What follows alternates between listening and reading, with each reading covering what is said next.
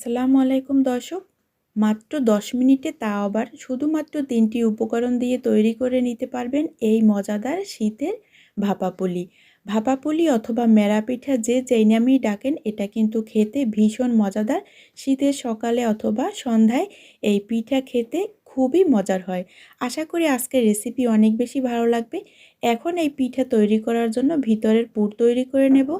প্রথমেই দিয়ে দেব ১ কাপ পরিমাণে নারিকেল কোরানো আর হাফ কাপ পরিমাণে খেজুরের গুড়। এখানে আপনারা যদি পুরটা খেজুরের গুড় দিয়ে করতে না চান, সেক্ষেত্রে চিনি অথবা আখের গুড় দিয়েও পুরটা তৈরি করতে পারবেন। তবে খেজুরের গুড় দিয়ে এই পুর তৈরি করলে বেশি মজার হয়।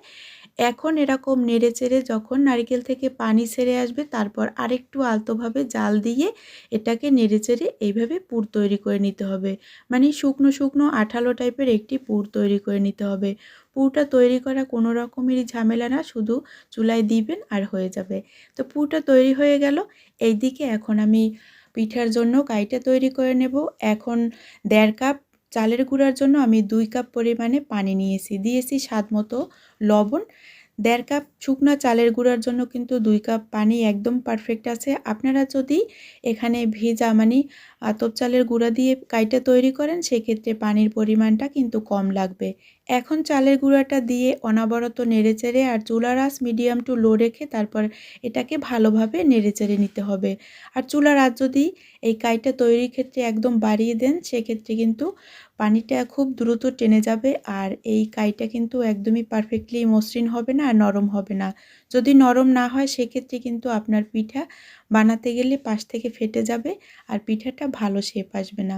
মোট কথা, এই কাইটা যত মসৃণ আর স্মুথভাবে তৈরি করবেন, আপনার পিঠা কিন্তু ততই ভালো হবে। আমি ১০ মিনিট ঢাকা দিয়ে রেখেছিলাম। এরপরে ডোটা সিদ্ধ হয়ে গেছে আর এখন তুলে তারপর গরম থাকতেই কিন্তু এই কাইটা মেখে নিতে হবে আর অল্প অল্প পানি দিয়ে তারপরে এই কাইটা মেখে নেব। আবার বেশি পানি দিয়ে কিন্তু কাইটা একদমই নরম করে ফেলা যাবে না, সেক্ষেত্রে কিন্তু পিঠা তৈরি করতে গেলে অনেক সমস্যা হবে। এখন এখান থেকে ছোট ছোট লেচি নিয়ে তারপরে পিঠাগুলো আমি তৈরি করে নেব। ভিডিওতে যেভাবে দেখছেন ঠিক ওইভাবেই একটু লক্ষ্য করে বুঝতে হবে, কারণ এটা বুঝিয়ে বলার মতো কিছুই নেই। একটু লক্ষ্য করলেই বুঝতে পারবেন আমি কিভাবে তৈরি করছি। পুরটা ভিতরে দিয়ে তারপরে এরকম চারপাশ থেকে সিল করে হালকা হালকা আলতোভাবে এটাকে গোলাকার করে তারপরে এক পাশ থেকে এরকম হালকা হালকা চেপে চেপে রোলের মতো তৈরি করে নিতে হবে। তাহলেই কিন্তু এই পিঠাটা এরকম একটি লম্বাটে শেপের পিঠা হয়ে যাবে। আপনাদের বোঝার সুবিধার্থে আরও একটি পিঠা আমি তৈরি করে দেখাচ্ছি। এই যে আরও একটি পিঠা তৈরি হয়ে গেল, এভাবে আমি সবগুলো পিঠা বানিয়ে নিয়েছি। এখন পিঠাগুলো ভাপে দিতে হবে। তার জন্য এরকম একটি স্ট্রেনার বসিয়ে মানে একটি হাঁড়ি বসিয়ে তার ভিতরে কিছুটা পরিমাণে পানি দিয়েছি।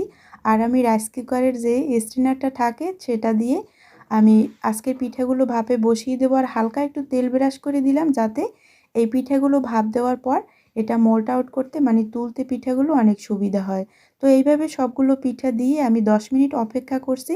তো দেখেন ১০ মিনিট পর কিন্তু পিঠাগুলো হয়ে গেছে। আর পিঠেগুলো গরম গরম তুলতে যাবেন না স্টিনার থেকে, সেক্ষেত্রে কিন্তু পিঠা ভেঙে যেতে পারে। পিঠেগুলো ঠান্ডা করে তারপর তুলে নিতে হবে। তো তৈরি হয়ে গেল আমার ভাপা পুলি অথবা মেরা পিঠা, যে যেই নামেই ডাকেন, খেতে কিন্তু অসম্ভব মজাদার। একটি পিঠা আপনাদের সাথে ভেঙে শেয়ার করছি যে ভেতর থেকে কতটা জুসি হয়েছে। আশা করি আজকের রেসিপি অনেক বেশি ভালো লাগবে।